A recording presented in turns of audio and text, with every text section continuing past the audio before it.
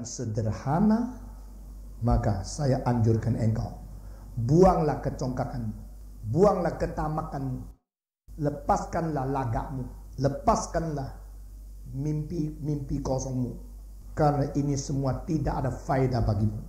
Jangan terlalu semau dewe, karena hal semacam ini sifat semau sendiri itu tidak sesuai baik di dalam keluarga maupun di dalam pemerintahan. Inilah kalimat-kalimatku.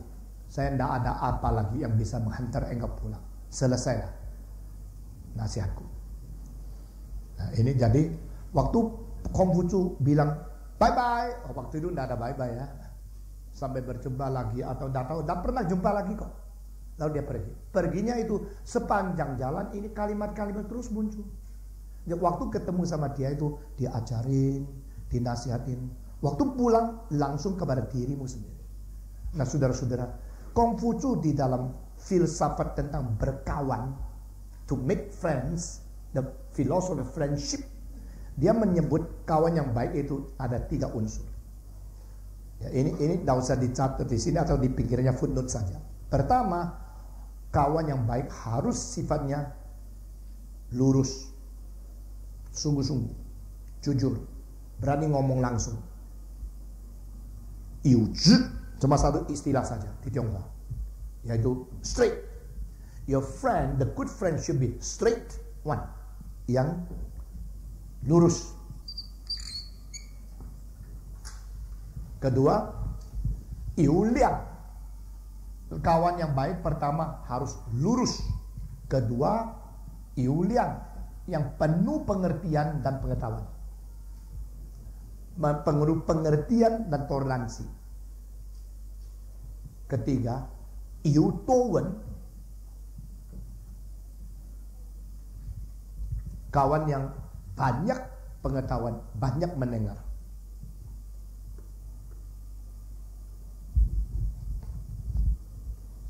Maka saya kira di dalam hal ini mungkin cara Lao Tzu ketemu sama Konghucu dan memberikan nasihat kepada dia pada detik-detik terakhir mempengaruhi Konghucu membuat rumus formula apa artinya kawan yang baik.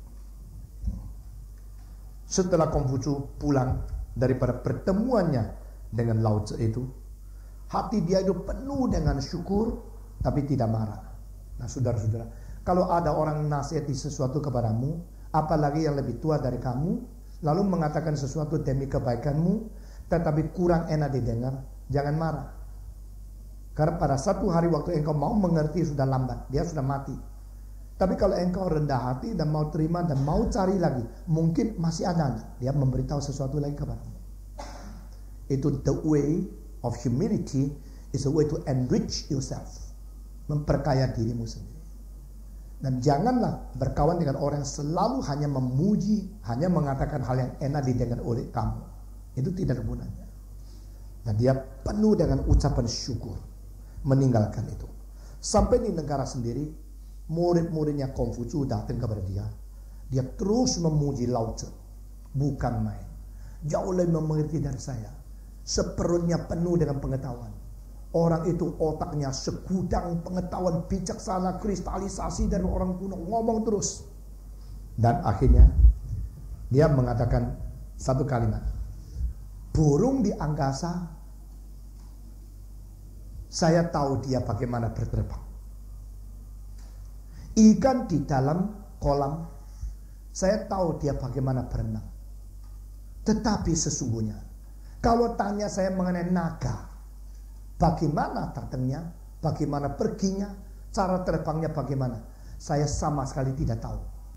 Jadi beda sama Yesus mengatakan serigala ada lubangnya, burung ada sarangnya, anak manusia tidak ada tempat bantalnya.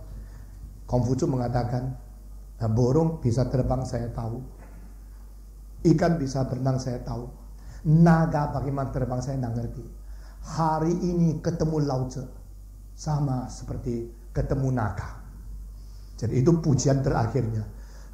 Lao Tzu so misterius, so syub, begitu tinggi, begitu misterius, begitu melampaui transenden segala pengetahuan saya. Saya hanya mengetahui dia seperti seekor naga yang saya tidak pernah mengetahui. Ya. Binatang saya mengetahui bagaimana jalannya. Dan kadang-kadang bisa masuk ke dalam jerat. Tapi ada satu yang kita tidak bisa menguasai dia. Kalau dia berada di dalam awan, awan itu akan membawa dia. Kalau dia mau dibawa oleh angin, angin menghantar dia pergi. Yaitu yang disebut di dalam legenda adanya naga. Saya tidak bisa mengerti Lao Tzu sepenuhnya. Maka saya berkata, Lao Tzu seperti seekor naga yang sangat misterius bagi saya. Ini adalah cerita mengenai pertemuan Lao Tzu dan Kongzi. Jadi saudara kalau membicarakan tentang Lao Tzu ketemu Kongzi, yang saya lihat paling jelas yaitu dari cerita buku ini. Dan di lain-lain semua pernah kutip sedikit-sedikit. Silakan. Iya. Perbedaan pikiran itu dan pikiran lalu kemarin kita menemukan barat itu memakai banyak rasio, sementara timur itu hadir. Tapi kemudian kita berkembang, lalu saya lihat perbedaan sebenarnya antara barat dan timur sekarang ini dilihat dari bentuk konsep barat itu Kristen, pola pikirnya, timur itu Muslim. Nah lalu, tetapi di segi lain kita melihat pemikiran-pemikiran itu kalau tentang timur itu adalah Muslim. Ternyata Cina, Korea dan lain-lain itu lebih banyak pengaruh atau Konghucu. Sehingga sebenarnya definisi perbedaan antara pemikiran barat dan timur yang paling tepat itu sebenarnya seperti apa? Ini pertanyaan terletak kuncinya pada apa itu definisi timur? Timur itu apa? Kalau sekarang orang barat mengatakan semua Asia itu timur, itu adalah timur yang menyeluruh. Ya, jadi istilah timur itu tidak tepat. Jadi orang barat tidak berani mengatakan kalau Islam itu timur. Mereka cuma mengatakan itu timur tengah. Kalau Jepang timur jauh. Far East and Middle East. Jadi istilah East itu harus didefinisikan lagi. Jadi Far East adalah tempat-tempat rasio memikirkan akan filsafat tetapi tidak berani mengaku adanya wahyu. Paling banyak berani mengatakan kesadaran dari hati. Tapi diulas oleh pikiran rasio. Jadi, the reasoning is analyzing what they feel as a general revelation. Tapi tidak ada istilah itu kecuali teologi reform baru menemukan itu.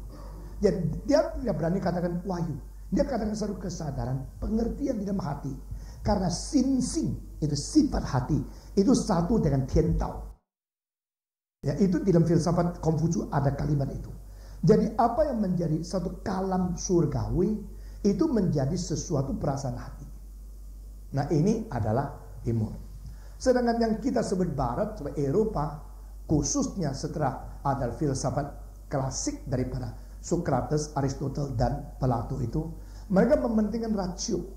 Dan ini mempengaruhi kekristenan. Karena apa? Kekristenan barat yang makin lama makin menyusut, justru adalah overemphasis the rationalization aspect. Terlalu mempentingkan akan aspek rasio. Saya tidak suka memakai over rationalize. Over rationalize itu berarti rasio itu sudah kelebihan. Padahal kita bagaimana mempergunakan rasio pun masih kurang kok. Jadi over emphasis, terlalu menekankan akan aspek rasio, sehingga gereja-gereja yang khotbahnya cuma rasio toh tidak pernah menyentuh hati, mulai kosong. Maka saya minta rekan-rekan kerja saya dan murid-murid saya, yuk bukan hanya belajar teologi dong, belajar dari bagaimana saya berkhotbah. Waktu saya berkhotbah, saya bukan hanya menyentuh otak orang, saya menyentuh hati mereka.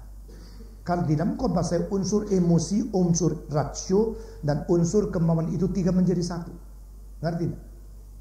Jangan kira sudah lulus sekolah STTRI Reform Engineering, engkau sudah mengerti, sudah tahu. Nggak bisa, banyak yang lulus belum tahu apa-apa. Kalimat ini bukan menghina, kalimat menyatakan fakta. Ada unsur-unsur faktor X pada beberapa orang yang dipimpin Tuhan sebelum kita, yang menurunkan sesuatu yang harus kita pikir tidak habis-habis. John Sung bukan orang rasional saja, Andrew G bukan orang rasional, George Whitefield, John Wesley bukan seorang yang rasionalnya kuat, logikanya kuat, Tapi mereka punya jiwa juga, hatinya berapi-api, luar biasa emosinya. Waktu saya ngajar saja lain sama banyak dosen dari barat. Mereka memberikan 1, 2, 3 itu analitis secara rasional. Saya tidak. Saya sekaligus mengharapkan saudara tergerak, saudara menerasap, saudara menjadi mempunyai kesadaran. Nah, saudara berapi-api menerjunkan cinta kepada apa yang saya ngajar. Dari unsur EQ-nya itu ada, unsur WQ-nya itu ada. Jadi bukan hanya IQ. IQ itu apa? Intelligent quotient. Tapi bagaimana emotional quotient? Bagaimana will quotient? Spiritual quotient. Itu mesti ada sekaligus. Itu combine menjadi satu. Jadi kebenaran itu bukan di dalam lemari es. Kebenaran juga bukan dibakar hangus. Kebenaran disimpan di dalam suatu penghangatan yang tidak luntur.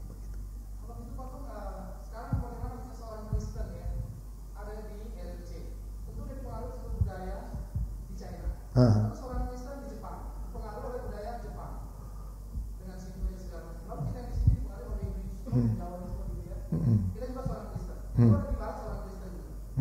Nah, apakah ini akan memungkinkan juga perbedaan? Karena Kristen itu seharusnya membawa satu kebenaran yang lebih tinggi dari sekedar budaya seharusnya gitu ya.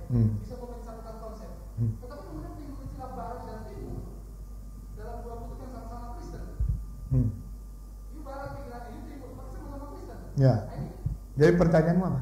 Jadi perbedaan ini sebenarnya barat timur itu sekedar satu state aja karena wilayahnya, atau perbedaan budaya, atau karena religi?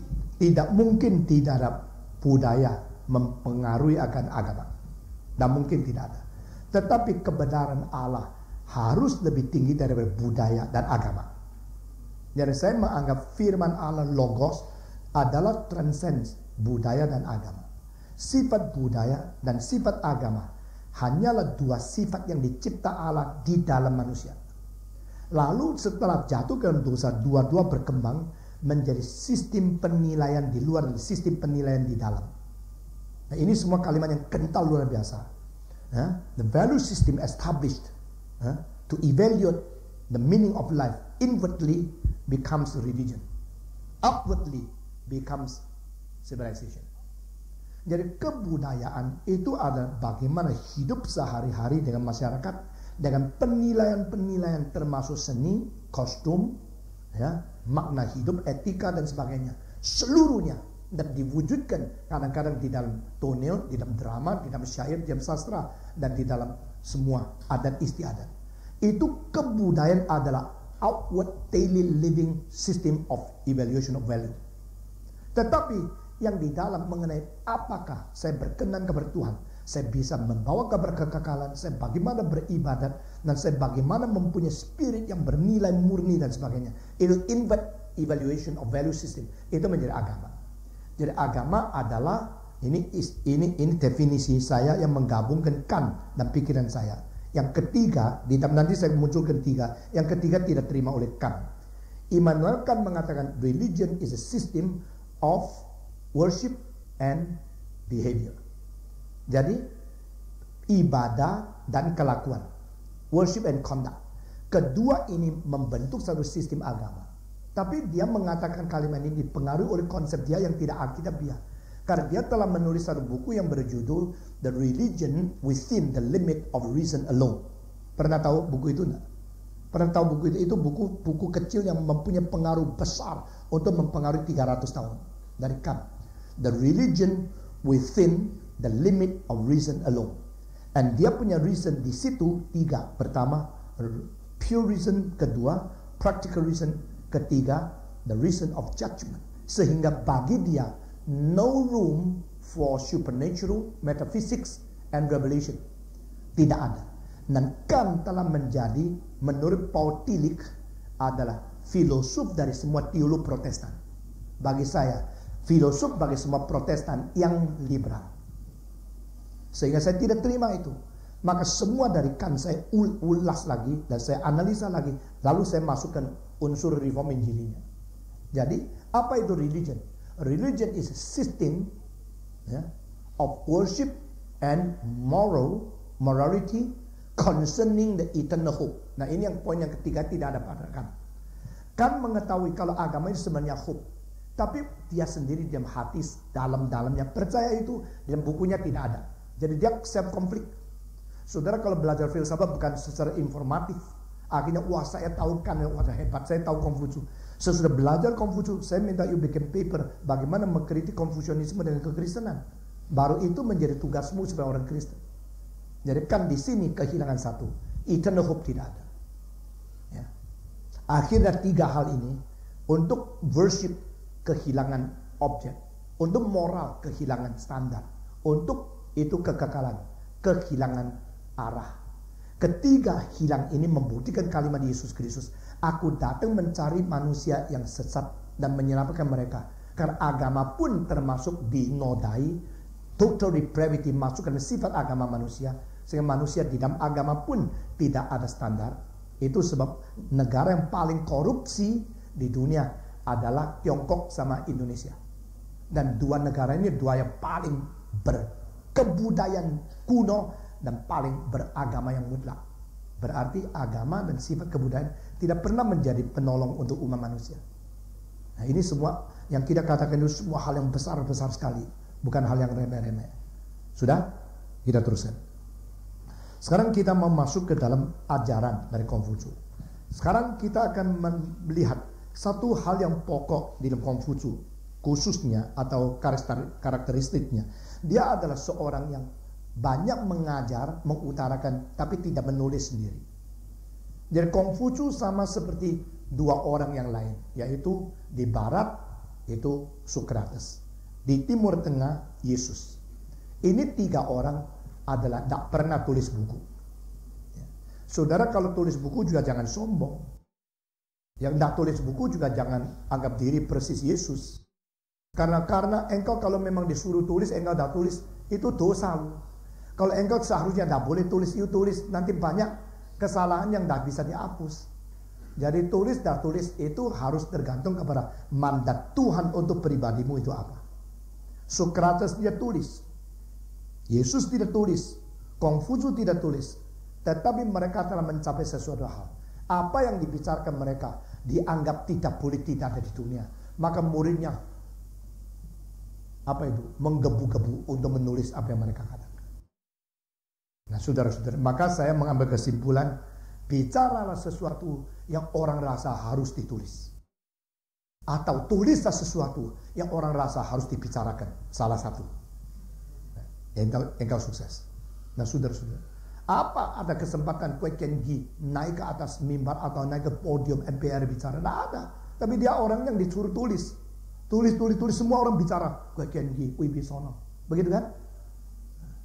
Nah ini pendeta-pendeta Kosta banyak gempar-gempor, tapi tidak ada orang mau tulis apa yang mereka katakan. Nah, talk something to be written down, or write down something to be spoken. Belajar ini 2 hal. Orang yang betul-betul sukses dan hebat, itu apa yang mereka katakan, apa yang mereka bertindak pun sudah menjadi sesuatu kesan yang masuk tembus ke dalam jiwa lubuk hati manusia sedalam-dalamnya, sehingga orang ingat, orang catat, orang membicarakan, orang mengajar lagi. Itu tidak mungkin hapus daripada sejarah. Maka seorang bernama Pierre Teilhard de Chardin, pernah dengan nama ini?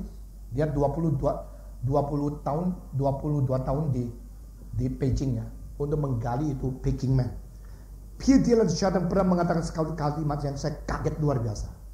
The great thought once occurred in history will never be able to be demolished for all times. Kalau ada pemikiran yang agung pernah muncul satu kali, maka sudah sejarah tak mungkin ada kekuatan bisa memusnahkan lagi. Once a great thought occurs in the history, no one able to demolish it. Saya percaya itu. Jadi be a good thinker, to present, to contribute, to shine forth the light of your great thinking, and it will influence people. Itu akan mempengaruhi akan bangsa terus. Oke, Konghucu adalah orang yang tidak menulis apapun, tapi terus mengutarakan pengertiannya. Ini adalah sifat daripada filsafatnya. Kedua, dia adalah orang yang sungguh-sungguh boleh dipercaya dan penuh dengan kepercayaan, serta suka mempelajari orang kuno. Jadi Chinese-nya su pucuk, sin hauku. Yang bisa Mandarin boleh tulis. Akhirnya percakapan Confucius itu dikumpulkan oleh muridnya menjadi 20 jilid, 20 bagian, dan atau 20 pasal yang seluruhnya disebut sebagai Analects of Confucius yang di fotokopi untuk saudara-saudara. Dan saudara tidak gampang mendapatkan terjemahan yang lebih baik daripada apa yang saya pilih. Karena ini sudah dikonfirmasi oleh pemerintah Kuomintang, pemerintah Republic of China di Taipei. Jadi ini yang mengkonfirmasikan itu adalah Departemen Pendidikannya. Ya, ini sangat penting sekali. Kalau tanya siapa mau fotokopinya, tidak mau fotokopinya, ya terserah. Tapi yang tidak mau goblok sekali. Ya. Ya. Oke, ini 20 pasal. Selain itu, waktu dia tua, dia mempelajari kitab perubahan, The Book of Changes. The Book of Changes, tulisnya Chinese adalah I Ching.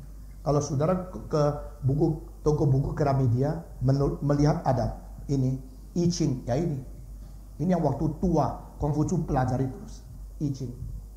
I Ching itu I berarti dua, satu gampang, kedua roba. Yong I mah I ru fan zhang gampang. Tapi I di sini bukan roba. Ini I adalah perubahan, change. The Book of Changes. Jadi ini konsep persis the philosophy becoming di dalam filsafat Greka yang dipelopori oleh Heraklitos. Masih ingat? Heraklitos menganggap nothing is unchanged. Nothing is static. Nothing is forever. Everything is changing. The only thing unchanged is the change itself. Nah, ini persis konsep itu. Jadi konsep I Ching itu jauh lebih lama, berapa ratus tahun daripada Heraklitos menemukan kalau segala sesuatu itu berubah. Yang tidak berubah hanya fenomena, tapi yang berubah itu adalah zat kekekalan.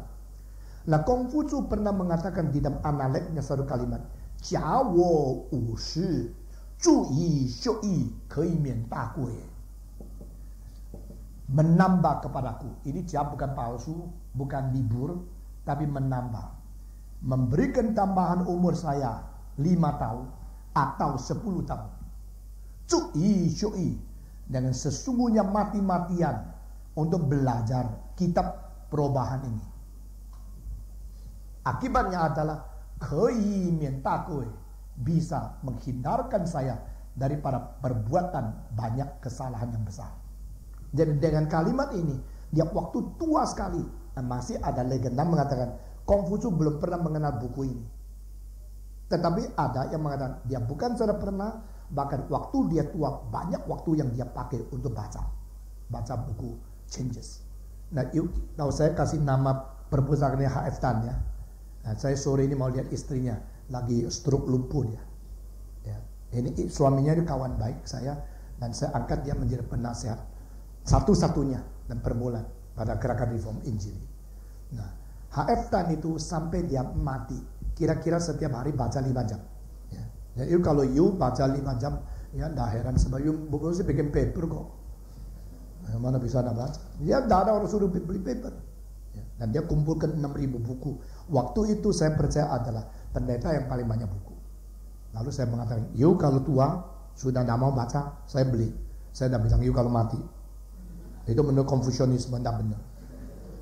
Ya, jadi kalau you tua, akhirnya sebelum dia mati dia panggil istrinya, cari Stephen. Stephen di mana? Waktu itu saya di Amerika. Seumur hidup cuma satu orang mau beli buku saya. Yang lain cuma mau tunggu saya kasih buku. Sudah pinjam dah balik. Seluruh Indonesia cuma satu orang mau beli. Semua buku saya mau dibeli. Cuma satu, cari dia. Wah, dia cari setengah mati di Surabaya, di Jawa. Oh, tidak ada di Filipina, tidak ada di Amerika. Waktu saya pulang sudah mati suaminya. Tapi saya janji apa saya kerjakan. Beli. Waktu saya lihat bukunya biasanya tidak boleh lihat. Sebab dia mengatakan buku seperti nyonya tidak boleh dipinjam. Lu berani pinjam nyonya orang lain? Buku tidak boleh dipinjam. Maka saya waktu kawan baik sama dia sampai setiap tahun tinggal di rumah dia 1 minggu. Bikin kebun rohani di Ketapang. Tetap tidak boleh lihat bukunya. Lihat aja itu di dalam lemari buku apa. Tidak boleh. Buku seperti nyonya. Tidak boleh ngintip. Setelah mati kan menurut Alkitab nyonya boleh nikah sama orang lain.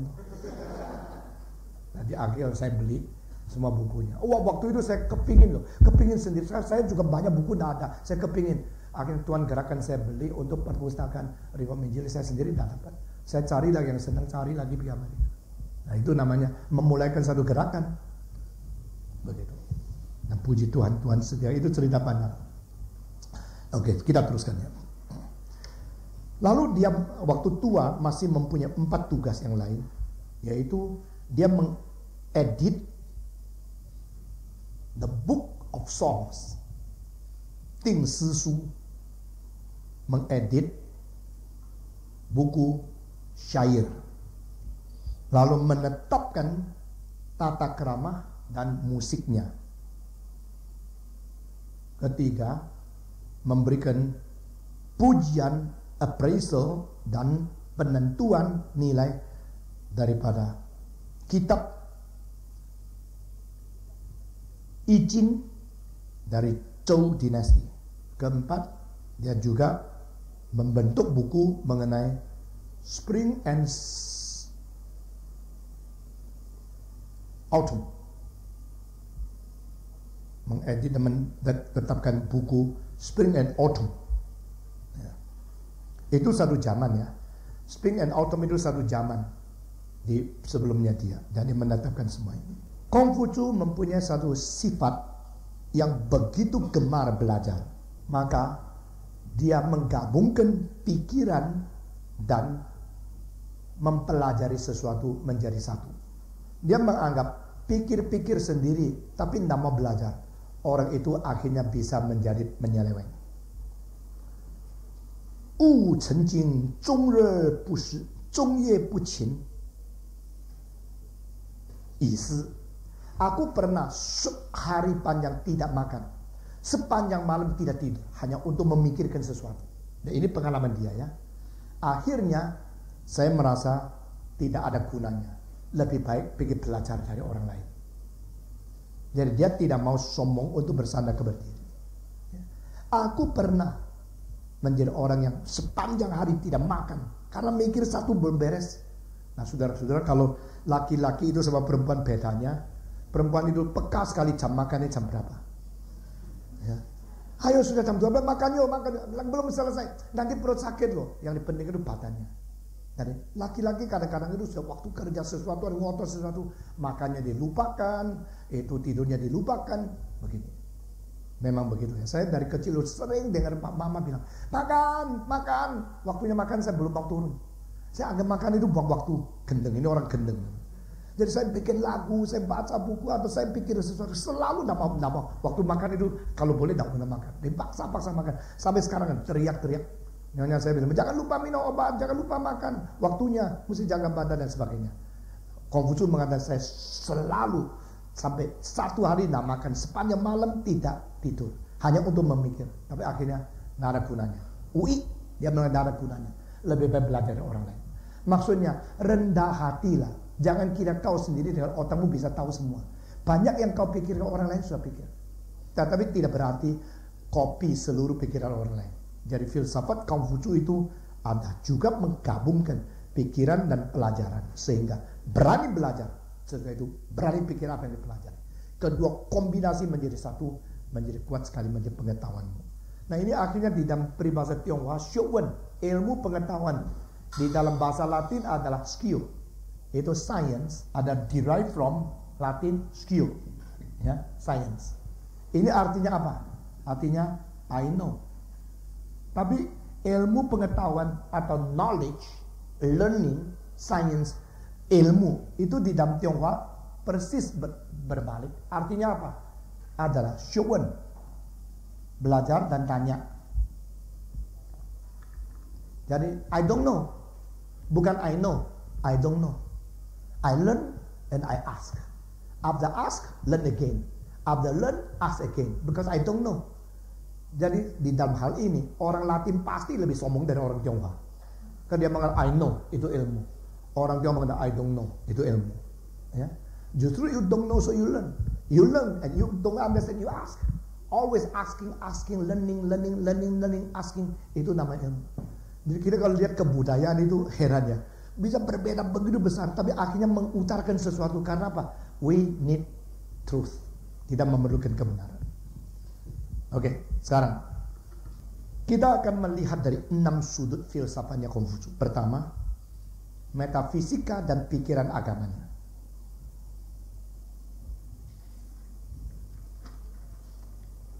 Metafisika dan agamanya. Kedua, filsafat etikanya. Ketiga, filsafat pendidikannya. Keempat adalah teori nama akuratnya. Nama akurat. Ini satu hal yang tidak ada di filsafat lain. Nama yang akurat. Nama yang tepat. Artinya. Keenam, teori. Kelima, teori politiknya. Keenam, masyarakat idealnya. Metaphysics and religious thought. Kedua, ethics. Ketiga, educational theory. Keempat adalah the right name theory. Right name theory. Kelima adalah the theory of politics. Dan keenam adalah ideal society. Konghucu di dalam seluruh filsafatnya itu mempunyai sesuatu karakter tersendiri, yaitu berendah hati mempelajari zaman kuno. Rendah hati mempelajari zaman kuno. Kalau begini saya kadang-kadang tidak ngerti. Konghucu tidak ada kemungkinan menjadi seorang yang berpengaruh dengan futurologis, mempengaruhi hari depan kan? Karena dia terus menyelidiki kuno. Tetapi justru dia mempengaruhi paling jauh, paling dulu. Jadi di sini ada satu dalil, orang yang tidak kenal sejarah dan mungkin mempengaruhi sejarah yang akan datang. You mesti dapat prinsip-prinsip ini. Orang yang tidak mau belajar dari sejarah tidak berhak untuk mempengaruhi akan zamannya akan datang. Karena itu ada satu dalil kesinambungan yang diekstrak daripada unsur kekekalan. The essence of eternity in the continuity of time. Jadi itu kalau engkau menangkap unsur-unsur kekekalan yang tersimpan di dalam peristiwa-peristiwa yang pernah terjadi dalam sejarah. Lalu unsur-unsur engkau menangkap dan engkau mendapatkan prinsip itu, engkau akan pasti mempengaruhi waktu zamannya akan datang. Dan Konghucu menangkap ini. Luar biasa. Lalu kenapa kan orang dulu baik sekarang sudah rusak. Zaman dulu semua jujur, sekarang sudah kotor. Kadang-kadang tidak sadar khotbah, dunia ini makin lama makin jahat. Ada nggak? Pernah dengar khotbah itu nggak? Benar nggak makin lama makin jahat? Enggak. Atau dari dulu memang orang begitu jahat. Kadang-kadang khotbah satu sama khotbah lain sendiri saya konflik belum tahu. Ya, karena logikanya belum jalan dengan kuat. Jadi orang sekarang lebih jahat dari orang dulu. Saya tanya lu dulu tinggal di mana sih? Lu pernah lihat orang dulu berapa banyak sih? Begitu kan? Orang yang jahat persis di pinggirmu. Lalu engkau kira dunia makin jahat. Itu semua relatif sekali. Nah, tapi betul-betul zamannya Konghucu itu memang zaman dia sedang kacau balau. Itu Chunqiu Zhanguo, ya. Chunqiu Zhanguo, spring and autumn and warring states period. Yang dia tadi tetapkan itu mengenai filsafat dan sastra dan spring and autumn, spring and fall. Itu tadi ada. Nah, itu memang zaman yang begitu kacau, sehingga sama sekali tidak ada sesuatu pelaksanaan hukum yang bisa mentenangkan masyarakat. Nah, di dalam Tiongkok itu siapa yang mempunyai uang, mempunyai kuasa itu, dia yang memonopoli hukum. Itu sebab kalau ada orang seperti Justice Pao, sudah pernah dengar itu, satu aja sudah menghebohkan seluruh sejarah. Berarti terlalu sedikit. Ngerti? Jadi padahal engkau lihat, wah hebat. Padahal you mesti lihat, itu terlalu sedikit. Jadi ini cara paradoks mengerti kebenaran. Ada satu orang mengatakan, coba lihat hari ini surat kabar. Halaman pertama, pendeta berzina. Kalau gini pendeta jelek dong. Saya bilang justru pendeta baik. Kalau enggak mana bisa satu pendeta berzina masuk halaman pertama, berarti jarang sekali kan. Kalau semua pendeta berzina mana bisa masuk, kan sudah semua tahu. Bisa masuk halaman pertama berarti sedikit sekali kan. Nah, you mesti lebih mencintai pendeta. Iya ya kok, saya nggak pikir begitu ya. Jadi kalau ada satu justice Paul, berarti sepanjang sejarah kurang justice. Itulah kebudayaan. Tapi konsep justice ada. Jadi justice Paul melaksanakan, langsung orang hebat. Sama sekarang zaman sekarang. Sekarang ini semua mengharapkan ada perombakan politik. Tapi siapa yang rombak? Nggak ada orang berani. Cuma ngomong tok. Kalau satu berani, langsung pengikutnya hore-hore. Karena orang hore-hore itu memang jiwanya hore-horeisme. Dulu hore-hore situ, sekarang hore-hore sini. Pokoknya pekerja mereka hore-hore. Tapi kalau tidak ada hore-hore ya, sepi pemimpin. Seperti kalau tidak ada orang angkat tangan, penginjil tidak laku. Puji Tuhan ada angkat tangan. Tidak, loh ini lagi. Sudah berapa kali lu ini? Kamu kalau tidak angkat tangan lu sepi kan?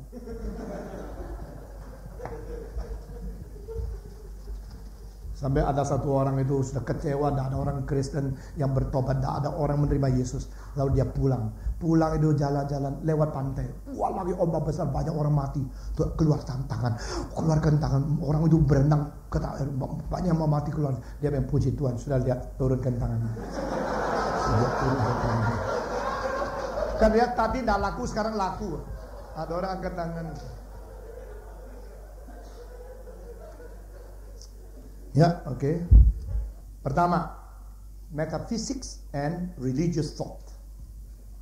Ajaran metafisika dan pikiran agama. Ya, kemarin malam saya sebelum tidur memikirkan Niko ya. Niko sudah berangkat, sekarang sudah di Taipei. Saya cuma kasih dia 1000 NT.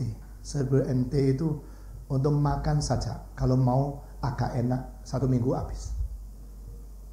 10.000 NT. 10.000 NT. Karena kalau makan di restoran satu siang itu sudah 600 NT sekarang. Tapi saya suruh dia pakai uang itu 1 bulan. Nah cukup dia tanggung sendiri. Dia mesti cari di itu kios-kios yang kecil, warteg di situ. Ya, lalu satu kali makan kira-kira berapa ya? Pentang berapa? 60 ya? 60 70. Kira-kira begitu. Lalu tinggal di mana dia? Tidak usah khawatir buat saya. Tuhan berkati dia. Saya suka melihat pemuda-pemudi yang berani bertualang, berani menanggung berat, berani susah dulu. Sesudah itu Tuhan pimpin dia pelan-pelan. Sudah mantap kerohanian jati. Jadi bagi saya konsep saya memilih rekan atau mahasiswa, saya bukan hanya memberikan salurkan pengetahuan, saya mau melihat you jati. Saya mau melatih you, melihat you selangkah-selangkah sampai mantap menjadi hamba Tuhan. Oke? Banyak orang menilai Kongfucu itu sama sekali tidak ada konsep supranatural, tidak ada konsep metafisika dan konsep agama. Hanya menekankan etika manusia saja. Ini penilaian kurang adil. Penilaian ini selalu dikutip daripada 2 dasar. Pertama, Kongfucu mengatakan bahwa saya tidak berbicara dan tidak mengajar mengenai Guai, Li, Luan, Shen, mengenai segala hal yang aneh-aneh saya tidak ngajar. Segala kekuatan ini pasti mistik, yang mistik saya tidak kasih ajar. Kedua, hal yang kacau balau, hal yang begitu membingungkan saya tidak mengajar. Keempat, dewa-dewa saya tidak menyentuh. Jadi karena dia mengumumkan ajaran dia tidak menyangkut 4 hal ini, maka dia dicap seorang yang tidak mengajar metafisika dan pelajaran agama. Ini kutipan pertama. Kedua, kutipan yang sering dipakai adalah Wei zisheng yan zisi. Hidup sekarang pun kita tidak mengerti. Mana bisa mencari pengertian mengenai kematian. Wei zisheng yan zisi. We cannot know even our living. How can we understand about after? Jadi ini 2 kalimat juga diterima dan dipakai oleh orang Tionghoa waktu menolak penginjilan. Kita tidak usah pikir tentang surga, neraka, tidak usah. Konfusius mengajar hidup pun susah, tidak tahu apa, apalagi mau mengetahui tentang kematian. Hal-hal yang lain yang bersangkut paut dengan hal-hal ini pernah diucapkan oleh Konfusius. Misalnya, seolah-olah dia menghina mereka yang memberikan persembahan kepada nenek moyang orang lain. Tetapi tidak berarti dia tidak setuju. Nah, ini kalimat kadang-kadang salah dikutip. 非其神而祭之者谄也. Itu seperti penjilat jikalau memberikan persembahan kepada dewa yang bukan milik dia sendiri. Jadi dia seolah menghina persembahan kepada orang mati dan sebagainya. Tapi sebenarnya bukan demikian. Di dalam ajaran Konfusius, saya mau kutip tentang konsep-konsep dia yang penting mengenai agama dan metafisika. Sekarang, meskipun Konfusius tulisnya mentitik beratkan akan kebenaran antar manusia, human relationship, truth, dan kebijaksanaan dan kewajiban etika antar manusia. Jadi dia banyak mengkecimpungkan pengajaran ke dalam humanistic teachings. Namun tidak berhenti di situ. Karena di antara manusia dan manusia harus mempunyai unsur-unsur yang dikaitkan dengan manusia dan alam, serta manusia dan supra alam. The relationship is not limited on between man and man. Should be extended into man and nature, and man and the supernature. Jadi di sini lebih luas. Sebelum Konfusius, semua ini pernah diajarkan, tetapi selalu bersifat superstitious. Sesudah Konfusius, ini lebih direalistiskan dan dijelaskan tanpa unsur superstitious. Maka orang mengatakan Konfusius itu kurang bersifat agama dan itu kurang bersifat metafisika, supernatural. Itu hanya dinilai daripada semacam evaluasi yang berdasarkan presupposisi bahwa kalau disebut agama harus digabungkan dengan superstition, wahyu, tahyul. Padahal Konfusius tidak terlalu tahyul. Namun sekarang Konfusius mempunyai konsep surga. Konsep surga yang paling sedikit mempunyai beberapa makna yang tinggi. Pertama, surga adalah penguasa yang berotoritas tertinggi. Tian ya. Jadi tian ya. Kalau saudara lihat ya, ini pengertian Konfusianisme waktu diterapkan ke dalam menerjemahkan kitab daripada Injil Matius, maka kerajaan surga langsung tian kuo. Orang Tionghoa tahu itu tian itu konsepnya seperti ini. Tian kuo, the kingdom of heaven.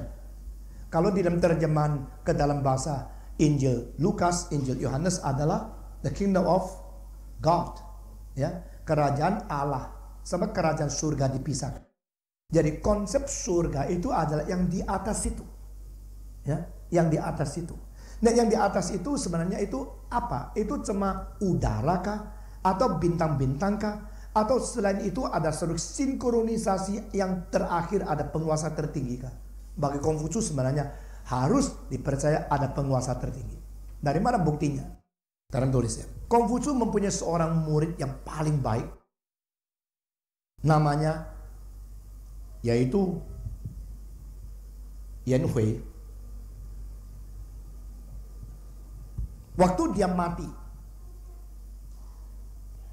Konfusius mengatakan, Tian Sang Yu, Tian Sang Yu. Ya. Jadi surgalah yang telah memberikan duka ini. Surgalah yang telah memberhentikan hidup. Surgalah yang memberikan duka kepada kita. Ini adalah duka dari surga. Duka dari surga. Tuhan atau surga telah memberikan dukaan ini kepada saya.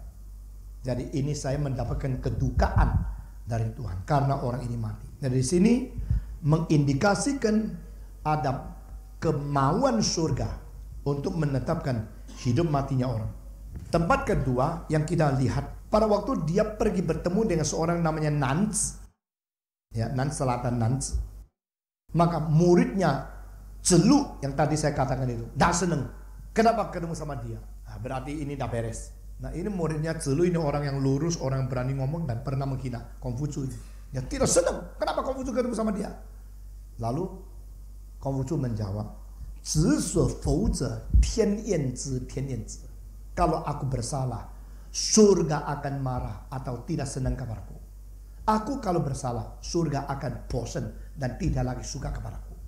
Dan berarti kita tidak boleh berbuat sesuatu yang bikin marah surga.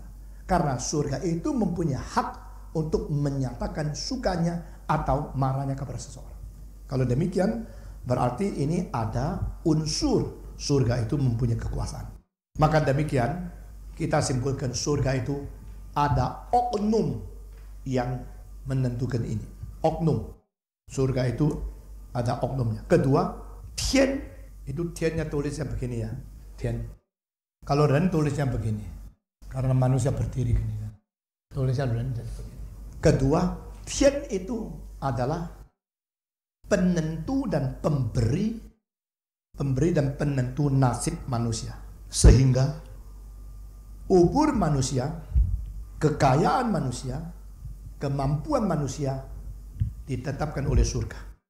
Tadi Yan Sila, Kongzi mengatakan tian sang yu tian sang yu, zi suo fou ze tian yan zi tian yan zi. Surga yang marah dan tidak senang kepada saya. Ini istilah aslinya ya, tulisan aslinya.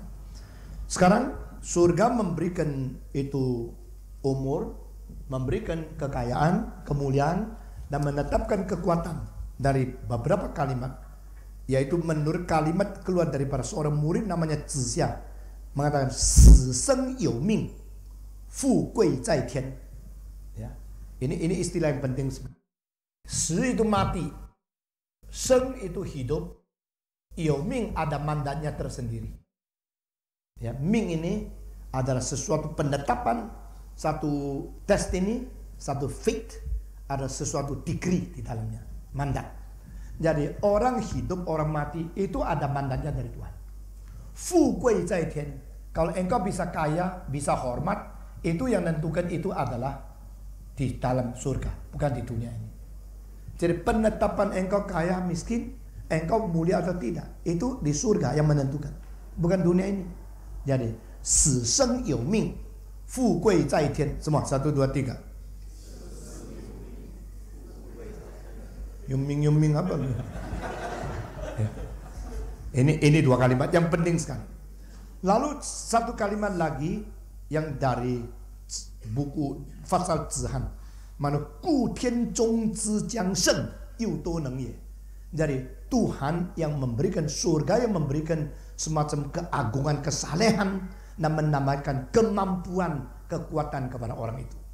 Jadi kemampuan, bakat, karunia, kesalehan itu pun diberikan dari Tuhan. Coba lihat ini adalah general revelation yang mirip reform ya. Ya, semacam wahyu umum yang bisa memikirkan sampai ke situ. Luar biasa. Ketiga, surga merupakan berposisi tertinggi dan adalah bentuk yang tidak ada dilampauinya. Konghucu berkata, besarlah raja sebagai Yao, besarlah kedudukan Yao sebagai raja. Masih ingat kemarin Yao Shun yang tidak mau menurunkan kepada anaknya sendiri, ya, itu Tang Yao. Yao itu famnya Tong, ya, saya Stephen Tong, dia Yao Tong, ya. Tang Yao. Yao ini dia tidak mau turunkan kedudukan kepada raja, kepada anaknya. Jadi orang dari segala zaman menganggap dia adalah raja yang luar biasa agungnya, betul-betul agung jiwanya.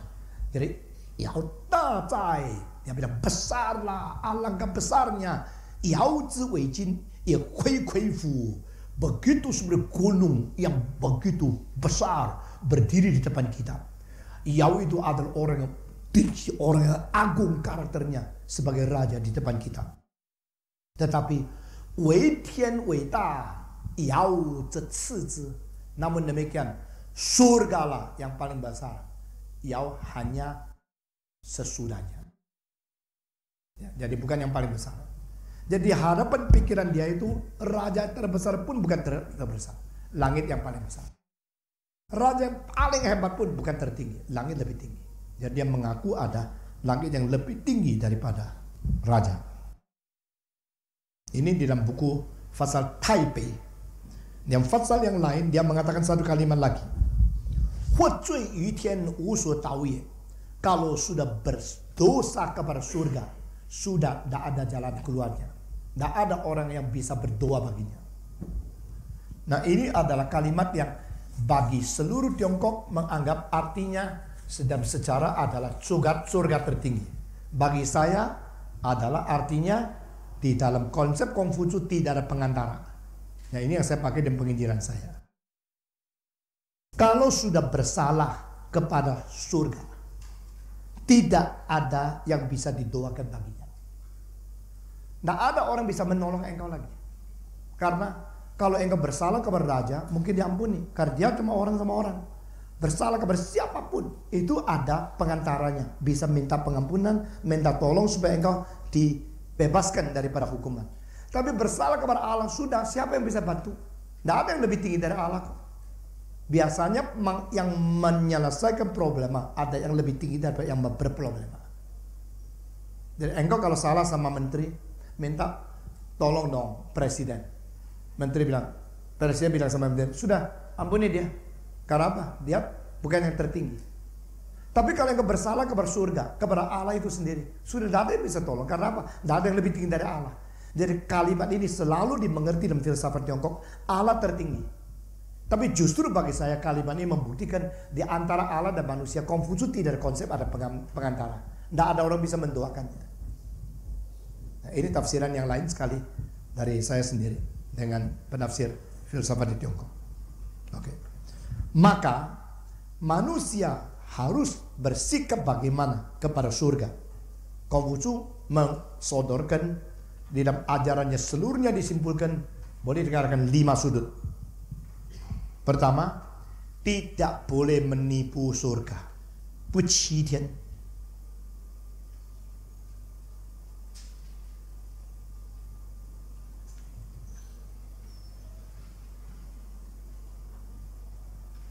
Di dalam satu buku dia mengatakan,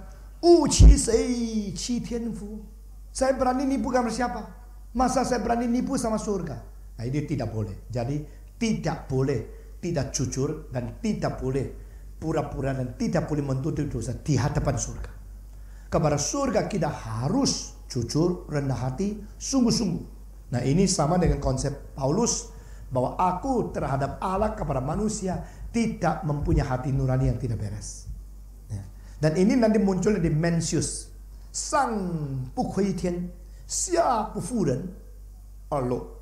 Sukacita manusia itu ada 3. Nah, hari ini saya tidak mengajar Confucius, tidak mengajar Mencius. Saya cuma kutip satu di antara dia. Yang itu kedua. Waktu menghadap ke atas, tidak bersalah kepada Allah. Waktu melihat ke bawah, tidak merugikan orang lain. Itu sukacita kedua dari hati nurani orang.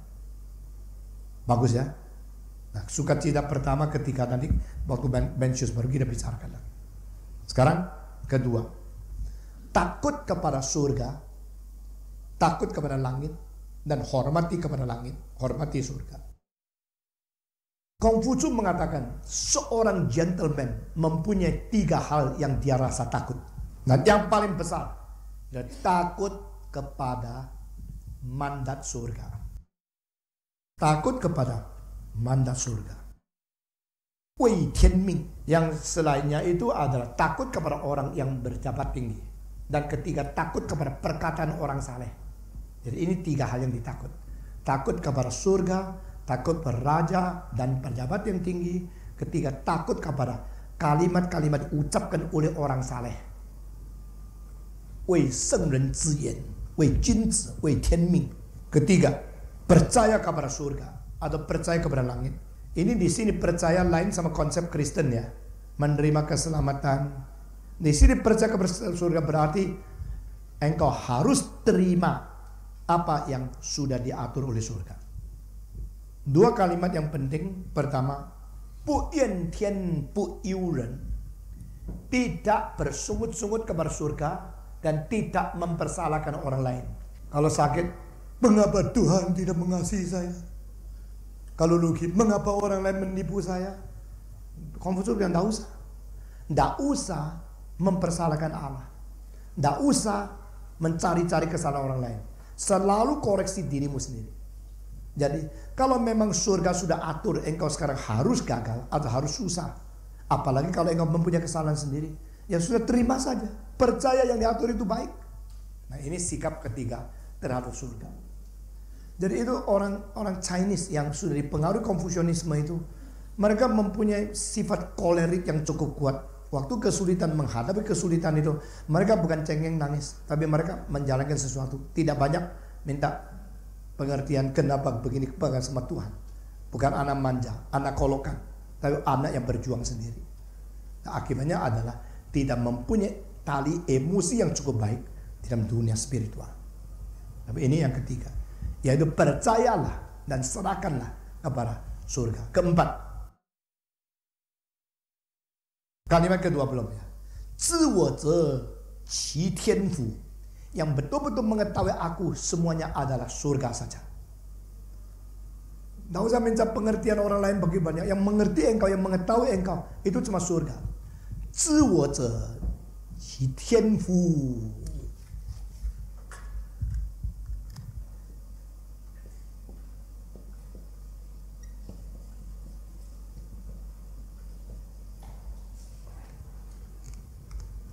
Kalau bisa ikut tulis-tulis, ya tulislah.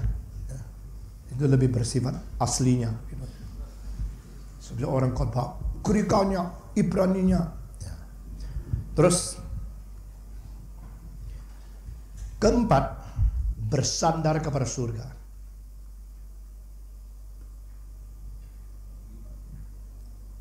Keempat, pertama, tidak menipu surga.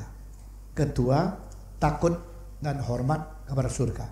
Ketiga, berserah atau menerima, percaya kepada surga. Keempat, bersandar kepada surga.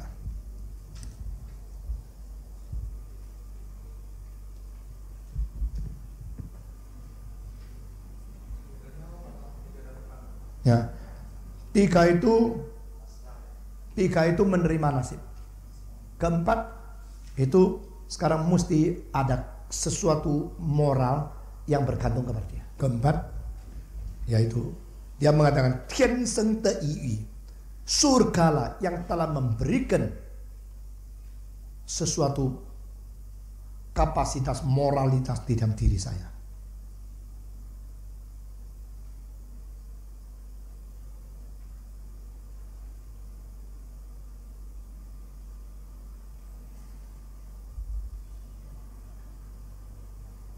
Maka saya bukan bersandar kepada sendirinya. Kelima, Xiao Tian, meneladani surga. Meneladani surga. Jadi orang tidak boleh tidak jujur kepada langit, kepada surga. Tidak boleh berani sembarang melawan prinsip-prinsip surga. Takut kepada surga, hormati surga. Ketiga, terima mandat dan nasib yang ditentukan oleh surga. Keempat, mempunyai moral yang bersandar kepada surga. Kelima, meneladani tindak tanduk atau sifat kerja dari surga. Dia satu kali berkata kepada muridnya, I Uyen. Konfusius mengatakan, I will just say nothing to keep silent. Saya hanya mau tidak berbicara. Saya ingin sekarang tidak berbicara apa-apa. Lalu muridnya mengatakan, muridnya namanya Zigong. Ziru bu yan, xiao zi he shu yan. Kalau guru tidak berbicara, kita mau mengerti apa dan mau bicara apa lagi? Bicaralah sesuatu. Bicara. Pada saat tidak boleh bicara, Konfusius tidak mau bicara. Lalu dia menjawab, Zi ye tian he yan zai. 事实行焉，百物生焉，天何言在？天何言在？ Langit bicara apa sih? Langit selalu diam. Surga tidak bicara apa-apa. Namun demikian, seluruh alam semesta bekerja menurut prinsipnya. Dan semua bertumbuh sesuai prinsip dan dalilnya. Dan dia tidak usah bicara apa-apa. Semua bisa bekerja dengan baik. Nah, saudara-saudara, maka dia menganggap orang itu jangan kira banyak bicara itu akan menjadi sesuatu. Tapi belajarlah seperti pemimpin yang terbesar di alam semesta, yaitu Tuhan. Surga itu tidak banyak bicara, tapi semua berjalan. Jadi kuasa untuk mempengaruhi sehingga memimpin lebih penting daripada ngomong tok. Itu artinya belajarlah. Apalagi kalau engkau sudah mempunyai sesuatu wilayah tersendiri, engkau harus mempengaruhi mereka dengan tanpa banyak bicara.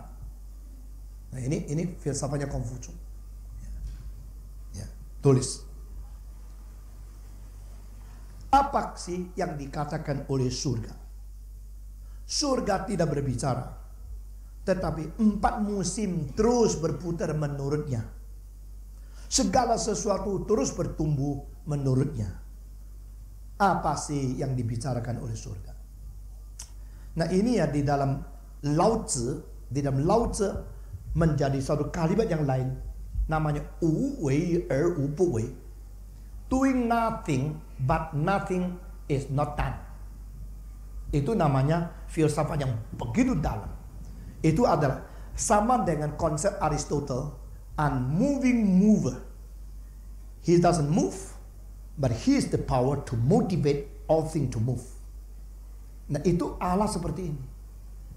Heaven says nothing, but everything work according to the mandate of heaven. Demikian, a great leader says nothing, but everything should be done according to his leadership. Heaven keeps silent, but everything do their duty according to the heavenly mandate. Nah, ini filsafat yang dalam sekali. Dulu waktu saya masih umur 17, saya mulai menjadi guru resmi. Dan saya tidak menipu pemerintah. Yang menjadi guru mesti umur 18, saya tulis saya umur 17. Akhirnya dikasih izin kok jadi guru. Karena apa? Tidak boleh tipu surga. Lalu saya menjadi guru sekolah. Saya mulai melihat ada 3 guru. Itu juga pernah jadi gurunya nyonya saya ya. Nah, waktu itu nyonya saya masih sekolah di sekolah itu. Saya menjadi guru. Lalu 3 guru itu, satu sudah mendidik 40 tahun, satu 38 tahun, satu 36 tahun. Saya berusaha mau melihat ini orang-orang guru yang sepengalaman begitu jauh ya, begitu bagaimana saya bisa menerima pengalaman mereka. Diam-diam saya coba melihat rahasia kesuksesan mereka. Akhirnya yang paling sukses yang tidak bicara, yang paling tidak sukses yang bicara. Kalau guru yang pintar itu masuk, semua diam, semua ramai itu. Dia cuma duduk, berdiri di tempat di mana mata dia bisa mengontrol semua. Lalu dia diam. Tenangnya luar biasa. Dan dia suka pakai apa? Pakai kipas. Ya. Jadi bukan gini-gini ya.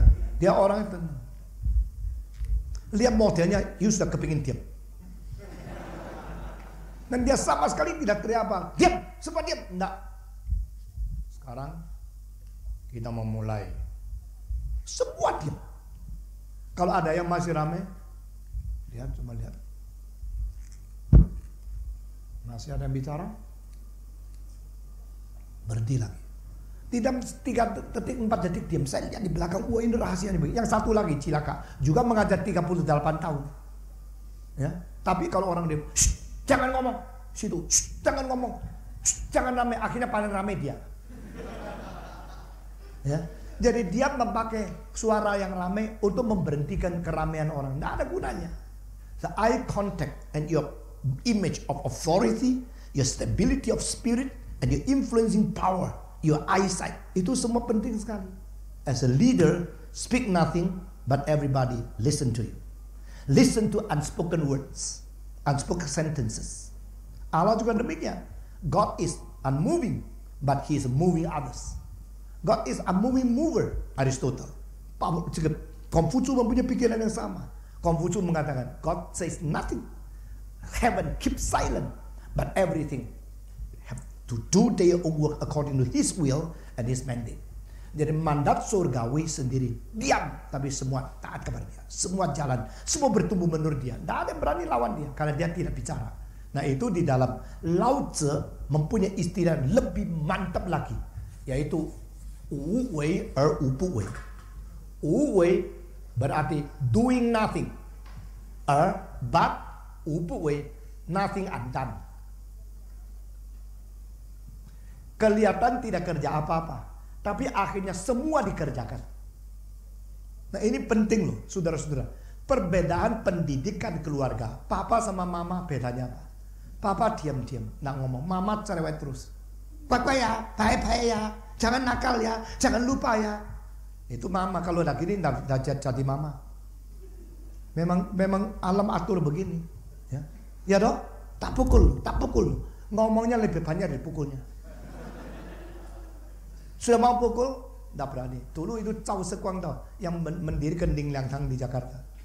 Dia mamanya cuma satu anak, yaitu dia. Dan dia akhirnya mau menjadi hamba Tuhan. Mama marah sekali, saya matikan engkau. Saya Buddha, engkau menjadi pendeta, matikan engkau. Saya pukul engkau sampai mati. Pukulnya pakai sapu tangan. Nyamuk pun tidak bisa mati, apalagi ada yang mati. Itu namanya ibu. Ibu mengajari banyak bicara. Papa tidak banyak bicara. Kalau perlu, bias satu kali. Paket. 1 minggu tidak berani nakal lagi. Nah itu alam. Namanya Wu Wei Wu Bu Wei. Nah besok kalau sudah nikah, sudah ada anak, you tahu. Tapi ada juga laki yang kayak perempuan yang kayak laki juga ada ya. Doing nothing but nothing undone. Itu filsafat. Semua. Doing nothing but nothing undone. Doing nothing but do everything. Doing nothing superficially. Nothing undone actually. That is great leader. Seorang pemimpin itu bukan bicara banyak, ngomong banyak, perintah banyak. Dia cuma matanya lihat sini, lihat sana. Dan perasaan jiwanya itu mengeluarkan sesuatu pengaruh untuk semua orang yang dipimpin itu ketakutan. Itu. Coba tidak usah banyak bicara. Lihat. Surga kau ngomong apa sih? Surga speak nothing. Tidak ada suara di surga. Tapi seluruhnya jalan. Karena apa? Karena sudah ada mandat. Sudah ada kuasa pengaruh di dalam. Nah, besok kalau you mengajar anak ya jangan terus kau ngomong-ngomong terus sampai dia bosan sama kamu. Makin banyak ngomong, makin kurang itu penguasaan. Itu di dalam teori pendidikan saya. The more you talk, the less you influence. Semua. The less you talk, the more you influence. Ayo. Oh, you kira nggak usah ngomong jadi influencer besar gitu. Nah saudara-saudari penting sekali. Saya kalau mengajar anak saya pakai remote control. Dan anak saya di Amerika, saya nggak usah sampai hari jangan lupa ya, mesti pakai jaket ya, saljunya dinginnya, nggak usah. Saya kadang-kadang saya telepon bagaimana, baik-baik. Dia mempunyai satu image, papa saya berwibawa. Jadi kalau saya kerja sesuatu, saya bilang sama anak saya, waktu engkau mau berbuat salah atau tidak, pasti engkau pikir papa. Dia bilang iya ya, heran ya. Kalau mau mengerjakan sesuatu boleh atau tidak, mulai mikir papa, kalau papa ada setuju enggak. Itu sudah menjadi satu, bukan hantu, menghantui toh. Bukan hantu. Ya. Itu adalah doing nothing but nothing undone. Itu prinsipnya, remote control. Jadi ada, tidak ada, tidak apa-apa. Engkau tidak lihat Allah, tidak apa-apa. Engkau tidak dengar suaranya, tidak apa-apa. Karena Tuhan sudah mempunyai satu remote control yang ditanam di hatimu. Nah, He is doing nothing but nothing is undone. Karena ada sesuatu kuasa di situ. Nah, Konghucu mengerti manusia sama surga itu ada kaitan ini. Jadi kita kalau mau hidup menjadi mahir dan matang, belajar seperti surga, tidak banyak bicara. Saudara tahu suara saya berapa besar? Saya bisa teriak 1000-an orang, tidak usah pakai speaker semua dengar. Tapi di rumah saya Sundar Agung 710, orang yang suara paling kecil di ngomong itu saya. Tak percaya, tapi ke rumah saya tinggal 2 hari. Saya kalau ngomong sama suara kecil. Karena suara kecil maka kalau ke mimbar ada suara. Orang yang di bawah mimbar sampai atas tidak ada suara. Sudah have been done everything, nothing can be done again. Gitu. Oke, sekarang ini mengenai pikiran agama yang tidak menjadi sesuatu upacara persembahan kepada Allah. Namun demikian di dalam 4 buku itu buku dari Konfusianisme mengatakan satu kalimat, itu mengatakan Jiao se zili sui ji sang di. Nah, ini satu kalimat yang penting sekali. Langsung keluar Allah, istilah Allah. Biasanya cuma keluar tian, langit. Tapi di sini ada satu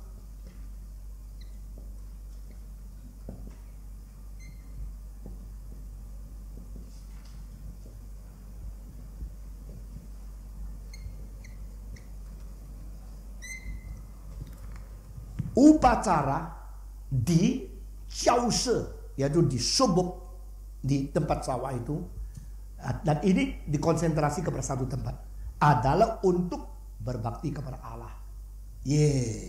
Itulah. Jadi ada istilah dari 4 bukunya Konfusianisme yang saya menemukan menyebut Allah satu kali. Jadi berbakti kepada Allah. Tapi baktinya ini lain sama orang Islam 1 minggu doa 5 kali. Lain sama orang Kristen, ada berdoa kepada Allah langsung menyebut namanya, lalu akhiri dengan dalam nama Yesus Kristus. Tapi Konfusianisme itu berdoa kepada Allah itu sebenarnya diwakili oleh raja dari satu negara. Dan khususnya yang paling besar itu cara liturgi dan itu peraturannya 1 tahun 1 kali. Nama itu Jiao se zili.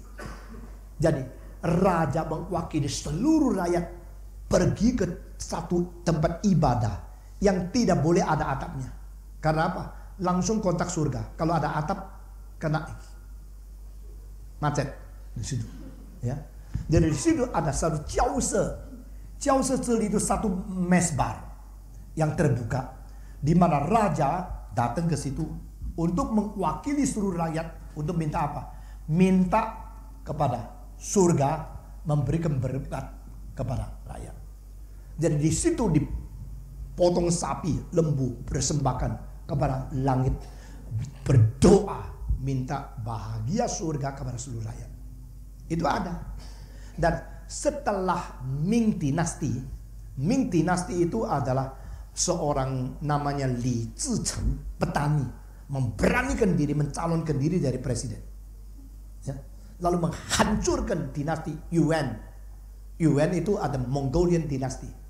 Di dalam dinasti Yuan itu Kublai Khan yang paling penting. Dan Kublai Khan adalah cucunya daripada Genghis Khan. Tahu nggak? Tahu Genghis Khan-nya? Pernah sekamar sama dia? Si Genghis Khan itu otoritanya luar biasa. Orang itu yang mempunyai mandat surga, yang mempunyai self image dan otoritas begitu besar. Sampai dia menjelajah di mana dia perang pasti menang. Sini menang, sini menang, hancurkan kota, pergi lagi, hancurkan satu kota. Lalu betul pergi. Dia punya wilayah itu sampai di Beijing, ya, di paling timur, barat sampai di Hongaria. Ya. Jadi istilah Hongaria itu adalah istilah yang dipakai pada waktu itu melukiskan orang di situ. Itu bahasa Mongolia, Honnu. Ya. Jadi ini Genghis Khan, kuasanya besarnya sampai berapa menakutkan orang. Itu orang barat mengatakan kecelakaan kuning. Ya. Musibah kuning. Berarti orang timur menjajah barat. Kalau dia datang kita mati. Ya. Penjajah kuning. Ke musibah kuning datang. Saya pernah di Vienna, orang tanya, "Are you Japanese? Kuyu. No.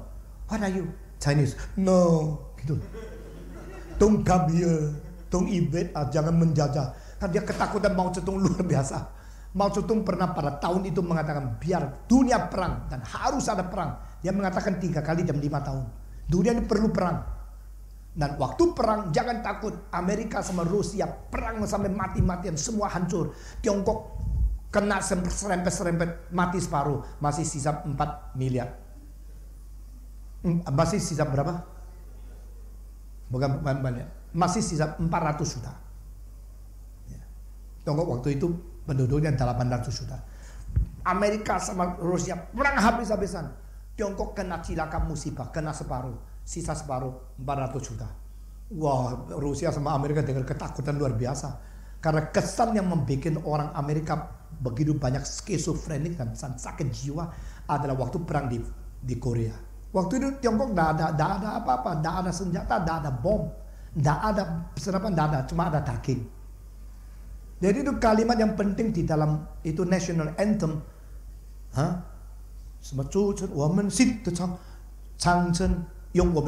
Pakailah daging darah kita, bikin Great Wall yang modern.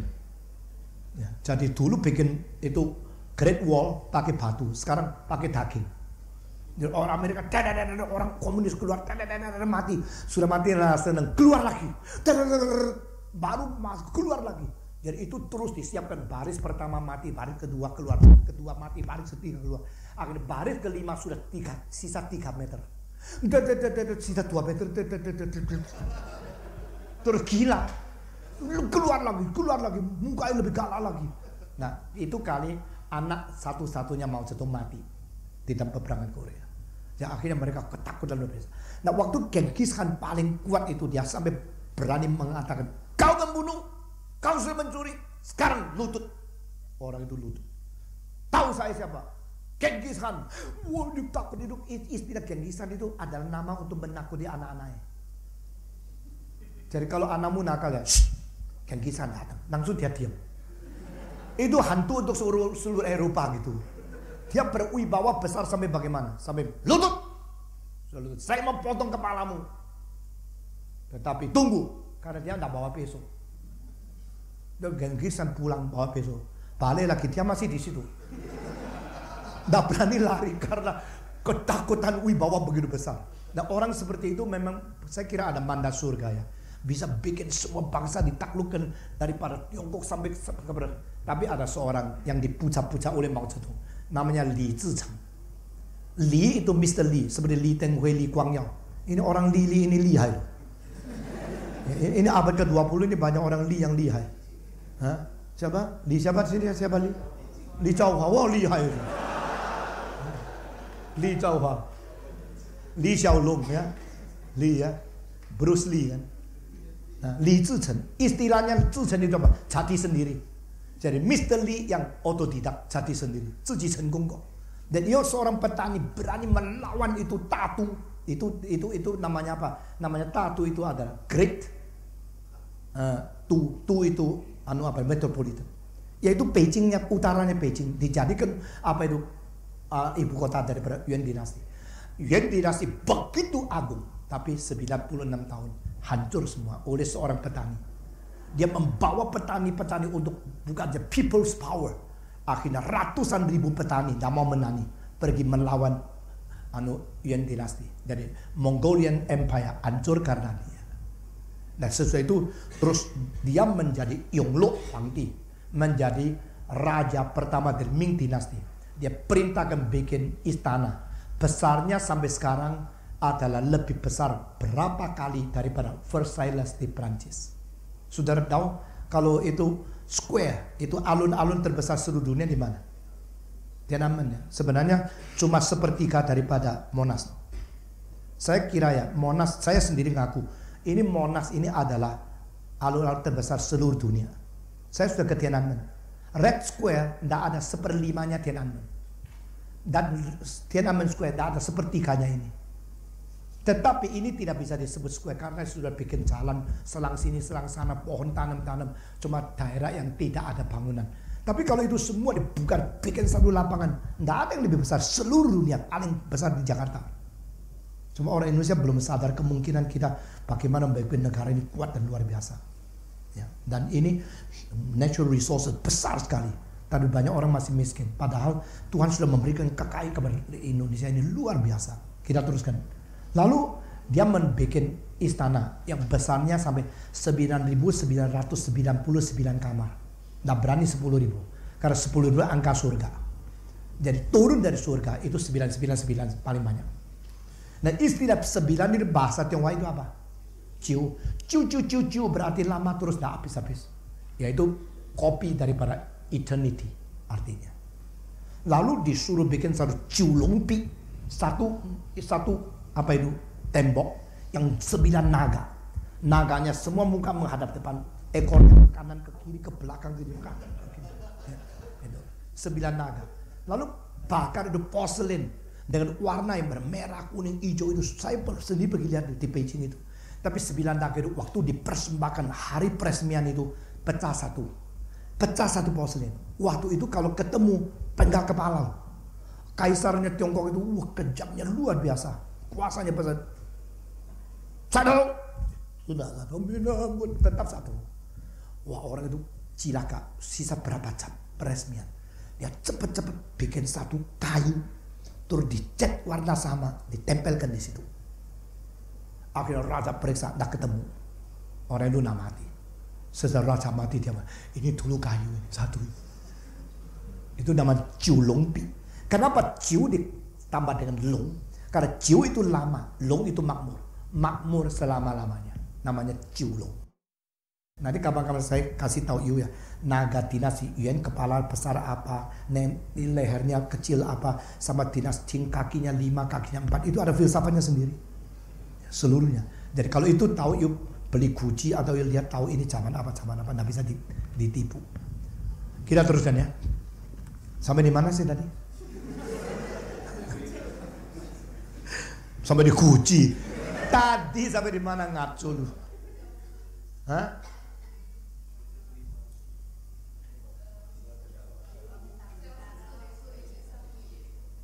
Jiao Zili Sui Ji Sang Di. Nah, di Beijing itu Jiao Zili yang ditulis di buku Kongfucu ini yang saya mau katakan. Itu diteruskan dengan mendirikan juga zaman dinasti Ming. 3 tempat. 3 tempat ini adalah satu disebut Qinian Dian yang begini loh. Kalau you lihat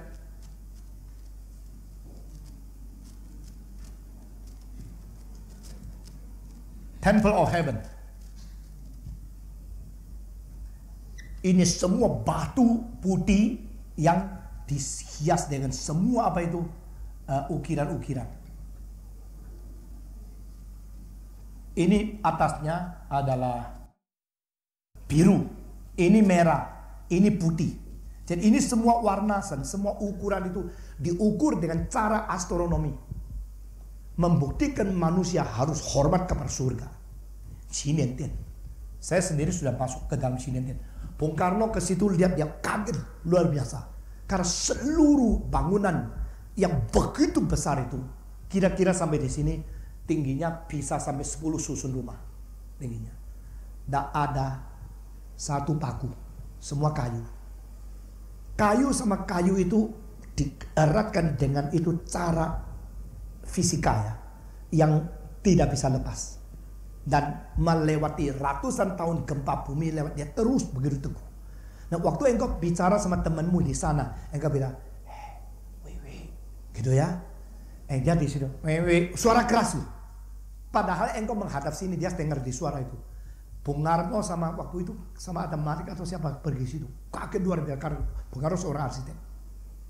Nah, di situ ada satu tempat nama ini Qinian Dian, ditulis figura di sini. Qinian Dian. Qinian Dian berarti berdoa setiap tahun. Ini adalah temple. The temple of heaven to pray to God every year once. Itu Qinian Dian. Lalu di sebelah sini ada satu tempat yang Tiantan. Tiantan yaitu the temple of heaven. Di mana tidak boleh ada adabnya. Nah, raja mewakili rakyat setiap tahun 1 kali untuk berbakti kepada surga. Minta turun hujan, minta berkat. Nah, ini di dalam buku Kongfucu ada Jiao Zili Sui Ji Sang Di. Itu terus tak pernah berhenti di Beijing. Terus semua raja harus terus berdoa untuk rakyat sampai tahun 1911. Berhenti. 1949 mulai melawan. Ini berhenti karena apa? Karena Republic of China sudah didirikan. Sun Yat-sen seorang Kristen tidak lagi menurut akan Konfusianisme. Punya cara bakti. 49 mulai Mao Zedong tidak percaya akan Konfusianisme, tidak percaya akan Kristen, dia menerima komunisme dan ateisme, dan dia mulai memulakan satu kalimat, Renting Sentian, ditulis oleh cara dia tulis kira-kira begini. Mao Zedong tanda tangan. Manusia pasti mengalahkan surga. Nah, ini keberanian yang melawan Konfusianisme yang khusus di dalam bukunya Mencius 8 huruf. Sun Tian Ze Chang, Ni Tian Ze Wang. Dalam Konfusianisme Yang taat kepada surga pasti subur. Yang tidak taat kepada surga pasti kubur. Nah ini sudah 2500 tahun. Jadi manusia mesti hormat surga. Kalau engkau tidak takut kepada sesama manusia pun karena engkau melihat dia punya kesalahan atau punya kecacatan, jangan lupa surga harus dihormati. Sampai para Mao Zedong di dalam sejarah Tiongkok, pemimpin satu-satunya berani mengatakan kalimat ini dia. Tapi saya mengamati, setiap kali dia mengungkapkan kalimat itu, tidak lama kemudian bencana besar datang kepada Tiongkok. Selalu terjadinya waktu terpaut tidak jauh. Jadi di sini Allah memberikan wahyu umum kepada orang Tionghoa. Bagaimanapun harus kembali kepada apa yang pernah dikristalisasikan di dalam ajaran kuno dari Konfusianisme. Ya, ini yang saya mau bicarakan tadi. Sekarang sudah waktunya? Sudah. 5 menit lagi. Oke. Singsang Shu, metafisika. Ya. Dia menyatakan pikiran metafisikanya di dalam pengertian mandat surgawi dan sifat alamiah yang menjadi pembawaan di dalam hidup manusia. Mengenai sifat asasi, mengenai mandat, dan mengenai prinsip surgawi.